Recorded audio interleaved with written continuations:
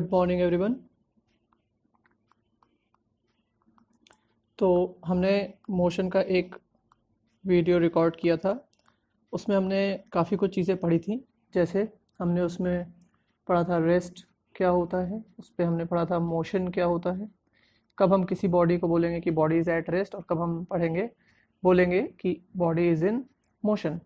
एक बार फिर से रिवाइज कर लेते हैं। रेस्ट उसको बोलते हैं when the object doesn't change its location या its position with respect to time, it is called as at rest। और जब वो अपनी पोजीशन को चेंज करता है तो हम बोलते हैं उसको the body is in motion। अब मोशन में हमने देखा था यूनिफॉर्म मोशन और फिर हमने देखा था नॉन यूनिफॉर्म मोशन। तो यूनिफॉर्म मोशन उसको बोलते हैं when it covers equal distance in equal interval of time, और नॉन यूनिफॉर्म मोशन उसको बोलते हैं when it covers unequal distance in equal interval of time. तो ये दो हमने देखा था। फिर हमने उसके बाद देखा था एक्सेलरेशन। एक्सेलरेशन के बाद हमने देखा था यूनिफॉर्मली एक्सेलरेटेड मोशन, ठीक। और हमने फिर उसके बाद फॉर्मूले भी देखे थे, जैसे कि acceleration is equals to v minus u upon t. उसके बाद हमने देखा था कि डिस्टेंस क्या होता है, सिर्फ मैग्नीट्यूड होता है। डिस्प्लेसमेंट क्या होता है, इसमें मैग्नीट्यूड प्लस डायरेक्शन दोनों होता है, ठीक है। फिर हमने कुछ न्यूमेरिकल्स भी सॉल्व किए थे। फिर हमने यूनिट्स देखी थी कि अगर डिस्टेंस है तो ये मीटर किलोमीटर में होगा, अगर ये स्पीड है तो ये मीटर पर सेकेंड में होगा, अगर ये एक्सेलरेशन है तो ये मीटर पर सेकेंड स्क्वायर में होगा। अच्छा, स्पीड की हमने कई सारी यूनिट्स देखी थी। एक देखा था हमने मीटर पर सेकेंड, दूसरा हमने देखा था किलोमीटर पर आवर, और तीसरा हमने देखा था सेंटीमीटर पर सेकेंड। और डिपेंड करता है कि क्वेश्चन में क्या दिया है, उस हिसाब से हम उसको सॉल्व करते हैं। एक्सेलरेशन की सिर्फ एक यूनिट होती है, दैट इज मीटर पर सेकेंड स्क्वायर। टाइम की अलग अलग यूनिट होती है, सेकेंड होता है, आवर्स भी होते हैं, मिनट्स भी होता है। तो हम अपने हिसाब से उसको चेंज कर लेते हैं। फिर हमने देखा था कि अगर कोई चीज़ किलोमीटर पर आवर में दी है तो उसको हम किस में कन्वर्ट करते हैं, मीटर पर सेकेंड में। तो किससे मल्टीप्लाई करते हैं, 5/18 से। अगर कोई चीज़ मीटर पर सेकेंड में दी है, मतलब कोई स्पीड अगर मीटर पर सेकेंड में दी हुई है, तो हम उसको किलोमीटर पर आवर में चेंज करने के लिए 18/5 से मल्टीप्लाई कर देते हैं। तो ये दो चीज़ें हमने देखी थी, और काफ़ी कुछ कॉन्सेप्चुअल बातें भी हमने लास्ट वीडियो में देखी थी। तो आज हमको बेसिकली करना है ग्राफिकल रिप्रेजेंटेशन ऑफ मोशन। तो चलिए देखते हैं क्या होता है। और ये बहुत इंपॉर्टेंट टॉपिक था, तो मैंने आपको बताया था कि लास्ट वीडियो, चूँकि हम ये प्लान कर रहे थे कि मोशन हम 2 वीडियो में कवर करेंगे, बट पिछला वाला वीडियो काफ़ी लेंदी हो गया था, और क्योंकि कुछ लोगों का फीडबैक भी आया था कि सर ये बहुत लेंदी हो गया है और ज़्यादा चीज़ें उस हिसाब से नहीं हो पा रही हैं। तो मैंने सोचा कि ठीक है, जो अगली वीडियो है, ये वाली जो वीडियो है, इसको हम थोड़ा छोटा करेंगे और कोशिश करेंगे कि 2 पार्ट में हम कवर करें जो हमारा बचा हुआ पोर्शन है, ताकि और क्लियरली एक्सप्लेन हो सके और हम चीज़ों को और अच्छे से कवर कर सकें। तो चलिए आज का शुरू करते हैं। सबसे पहला है distance time graph. Distance time graph में क्या होता है कि 2 एक्सिस है। ये आपका एक्स एक्सिस हो गया, ये आपका वाई एक्सिस हो गया। तो एक्स एक्सिस पे हमने ले लिया टाइम को, और वाई एक्सिस पे ले लिया हमने डिस्टेंस को। तो अब हमको देखना है कि जैसे जैसे टाइम आगे बढ़ रहा है, मीन्स टाइम जो हमारा वॉच है, वॉच में हमने देखा कि 0 से 20 मिनट्स, और डिस्टेंस कितना बढ़ा है। अगर हम इसमें देखें तो समथिंग हियर, ये इसके आसपास कहीं आएगा, मतलब ये एक स्ट्रेट लाइन है ना। तो जैसे जैसे टाइम बढ़ रहा है वैसे वैसे हमारा डिस्टेंस भी बढ़ता जा रहा है। मतलब अगर हम 40 सेकेंड्स पे देखें तो ये कुछ यहाँ आया है ए पर, मतलब 27 मीटर के आसपास इसने, किलोमीटर के आसपास इसने कवर किया है। मतलब स्टार्टिंग के 20 मिनट में ऑब्जेक्ट ने कितना कवर किया है, सपोज 15 मीटर के आसपास, 15 किलोमीटर के आसपास। फिर 20 से 40, मतलब अगले 20 मिनट में कितना कवर किया है, फिर वो 30 के आसपास, मतलब एग्जैक्ट फिगर तो हमने नहीं देखा, लेकिन ये 30 किलोमीटर के आसपास आ रहा है। मतलब आप देखेंगे कि इक्वल इंटरवल ऑफ टाइम में इक्वल डिस्टेंस ये कवर कर रहा है। तो इस केस में क्या होता है कि when an object covers equal distance in equal interval of time, तो हम क्या बोलते हैं उसको, यूनिफॉर्म स्पीड, ठीक। मतलब हमने देखा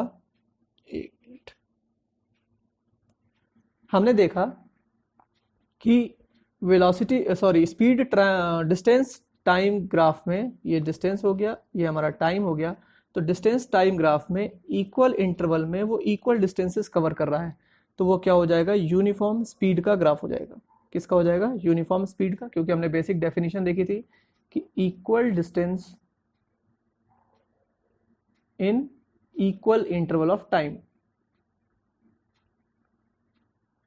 अब क्योंकि इतना डिटेल में देखने का मतलब इसको ग्राफ मिला के आप डिस्टेंस निकालो, उतना देखने से बेहतर है कि हम क्या करें, हम ग्राफ को देख लें। अगर ग्राफ स्ट्रेट लाइन में है, मान लीजिए कि ये एक्स एक्सिस और ये वाई एक्सिस है और इसके बीचों बीच वो 45 डिग्री का एंगल बना के स्ट्रेट लाइन में जा रहा है, तो इस ग्राफ को हम बोलेंगे यूनिफॉर्म स्पीड का ग्राफ।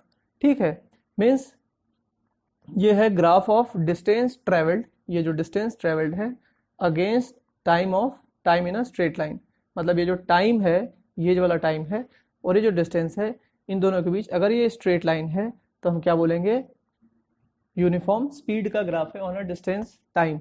ठीक है, अब एक चीज और है, अगर इसमें फर्स्ट पॉइंट आप देखें तो distance travelled by object is directly proportional to time taken, मतलब जितना ज़्यादा टाइम होगा डिस्टेंस भी उतना ज़्यादा होगा। बात समझ में आ गई, जितना ज़्यादा टाइम होगा डिस्टेंस भी उतना ही ज़्यादा होगा। एक और चीज़ हमको इसमें देखनी है, ये फॉर्मूला जो दे रहा है v is equals to s two minus s one upon t two minus t one, ये क्या है, हमने देखा था कि वेलोसिटी या स्पीड का एक फॉर्मूला होता है, वो होता है डिस्टेंस अपॉन टाइम। देखिए फॉर्मूला दोनों का एक जैसा होता है, बस वेलोसिटी में हमारा क्या आ जाता है, डायरेक्शन आ जाता है, और स्पीड में सिर्फ मैग्नीट्यूड होता है। तो अब डिस्टेंस अपॉन टाइम में हमने देखा कि हम यहाँ से डिस्टेंस अपॉन टाइम का अगर फॉर्मूला निकालें इस ग्राफ से तो कैसे निकालेंगे। सपोज कोई ऑब्जेक्ट है, उसने अपना मूवमेंट स्टार्ट किया, उसने अपनी मोशन स्टार्ट की 0 से। अब एक पर्टिकुलर टाइम इंटरवल के बाद हमने ए पॉइंट को उसका इनिशियल पोजीशन ले लिया। क्या ले लिया, इनिशियल पोजीशन ले लिया। देखिए ये कोई भी ले सकते थे, हम ए को भी ले सकते थे, हम बी को भी ले सकते थे, हम ओ को भी, कुछ को भी ले सकते थे, तो हमारे ऊपर है। लेकिन यहाँ पर हमने क्या लिया, ए को। चूंकि एनसीईआरटी में भी इसी तरह से दिया है तो हमने सोचा कि इसी को कर लेते हैं, कन्फ्यूजन नहीं होगी और बाद में जब आप देखोगे तो आपको और ज़्यादा क्लियर हो जाएगा। तो हमने ए को ले लिया इनिशियल पोजीशन और बी को ले लिया हमने फाइनल पोजीशन। तो इनिशियल पोजीशन यहाँ से शुरू किया और फाइनल पोजीशन यहाँ पर है, तो हमने देखा कि दोनों केस में लोकेशन क्या है। अगर हम ए को वाई एक्सिस पे शिफ्ट करें तो वाई एक्सिस पे ये आता है S1, और बी को हम अगर वाई एक्सिस पे शिफ्ट करें तो ये आता है S2। तो मतलब क्या हुआ कि इनिशियल पोजीशन हो गई S1 और फाइनल पोजीशन हो गई S2। तो डिस्टेंस कैसे निकालेंगे, S2 माइनस S1। ये कैसे आया, जैसे मान लीजिए कि उसने 0 से स्टार्ट किया और यहाँ कहीं ये मान लीजिए कि 38 किलोमीटर के आसपास है और ये आपका 28 किलोमीटर है, तो फाइनल लोकेशन उसकी 38 किलोमीटर है और उसने चलना शुरू किया था 28 किलोमीटर से। तो उसने कितना डिस्टेंस ट्रेवल किया, 38 माइनस 28, क्योंकि फाइनल में से इनिशियल वाले को माइनस कर देंगे। मतलब एक रेलवे स्टेशन से या एक पोजीशन से उसने चलना शुरू किया, जब 28 किलोमीटर पहुंच गया तो हमने उसकी कैलकुलेशन शुरू की। तो 28 को हमने इनिशियल मान लिया और 38 को फाइनल मान लिया। तो 38 माइनस 28 जब हम करेंगे तो हमारा क्या आ जाएगा, डिस्टेंस S2 माइनस S1, ये हो गया। फिर टाइम, अब दोनों के बीच में जो ए हमारा इनिशियल पोजीशन था उसको हमने एक्स एक्सिस पे जब शिफ्ट किया तो जो हमारा टाइम आया उसको हमने ले लिया T1, और फाइनल पोजीशन को जब हमने एक्स एक्सिस पे शिफ्ट किया तो जो हमारा टाइम आया उसको हमने ले लिया T2। मतलब ये मान लीजिए कि 50 मिनट है और ये हमारा मान लीजिए कि 42 मिनट है।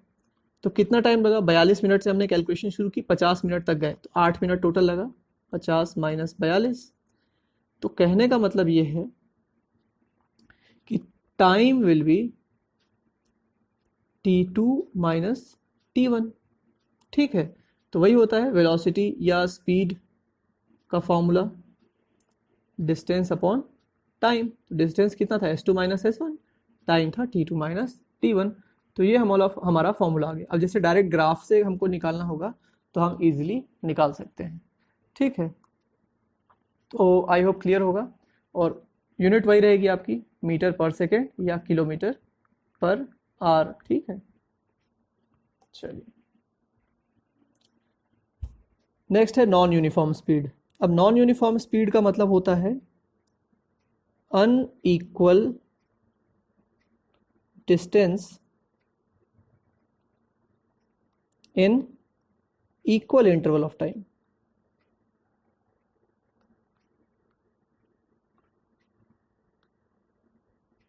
ये होता है हमारा नॉन यूनिफॉर्म मोशन।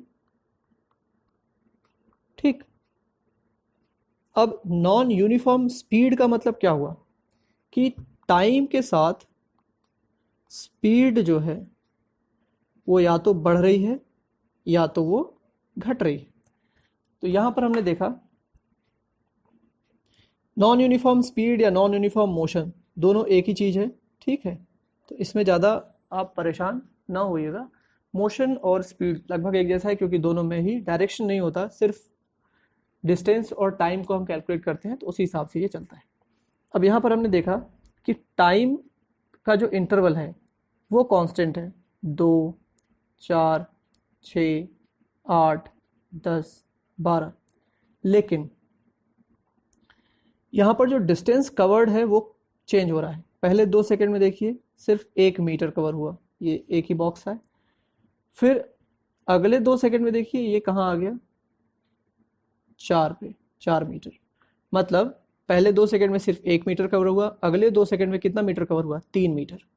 फिर हम अगला यहाँ शिफ्ट करें, ये आ गया आपका 9 मीटर। मतलब अगले 2 सेकंड में आप 9 में से 4 को माइनस कीजिए, कितना आया, 5 मीटर। मतलब अगले 2 सेकंड में कितना कवर हुआ, 5 मीटर। और आप देखेंगे कि पहले 1 मीटर, फिर 3 मीटर, फिर 5 मीटर, और ये बढ़ता जा रहा है। ठीक, तो इसको हम बोलते हैं नॉन यूनिफॉर्म स्पीड या मोशन। नॉन यूनिफॉर्म स्पीड या मोशन क्यों? क्योंकि हमने देखा अनइक्वल डिस्टेंस क्या है, अनइक्वल है। डिस्टेंस अलग अलग है हर केस में, लेकिन टाइम जो है वो इक्वल है। हर 2 सेकेंड में आपका डिस्टेंस जो है वो चेंज हो जाता है। बात समझ में आ गई? चलिए नेक्स्ट, वेलोसिटी टाइम ग्राफ। अब जैसे पिछले वाले ग्राफ में देखिए तो जो वाई एक्सिस था, ये वाला जो वाई एक्सिस है, इस पे ये वाला जो वाई एक्सिस है इस पे क्या दिखा रहे हैं हम, डिस्टेंस को दिखा रहे हैं। ठीक है, अगला ग्राफ जो आया है देखिए वेलोसिटी टाइम ग्राफ, इसमें जो वाई एक्सिस है इसमें हम क्या दिखा रहे हैं, वेलोसिटी। अब यहाँ वेलोसिटी आ गया और यहाँ टाइम आ गया तो ये हो जाएगा वेलोसिटी टाइम ग्राफ।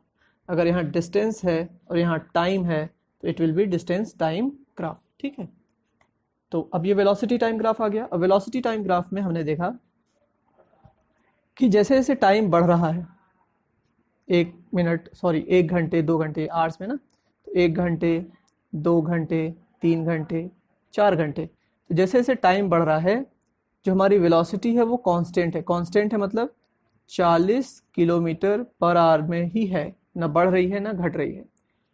ठीक है, एक जैसी कांस्टेंट है। तो इसका मतलब क्या हुआ कि यूनिफॉर्म वेलोसिटी है, the object moving with uniform velocity. ठीक, अब इसमें 2 चीज़ें हमको याद रखनी है।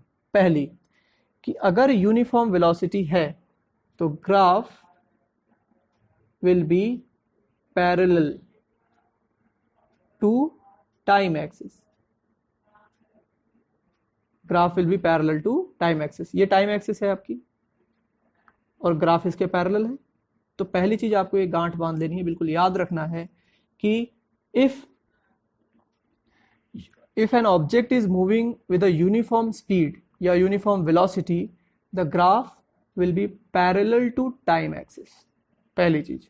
इसका जस्ट अपोजिट क्या है, if a graph is parallel to time axis, if a velocity time graph is parallel to time axis, then the object is moving with uniform speed या velocity। ठीक है,